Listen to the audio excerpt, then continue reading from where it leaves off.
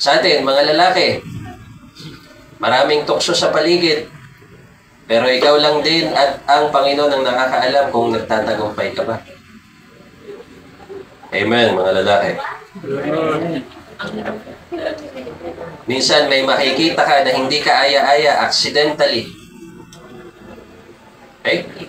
Sabi nga, yung first accidental look. Nilagyan ko ng accidental kasi yung iba, sabi niya, first look, hindi pa kasalanan yun. Pero, dapat accidental. Pag sinadya mo, kasalanan yun. Di ba? Ay, hindi pa kasalanan. Isa-isa lang, hindi pa kasalanan. Mali yun. First, accidental look. Tumingin ka, bigla mong nakita. Hindi mo kasalanan yun. But the second look, kasalanan mo na yun.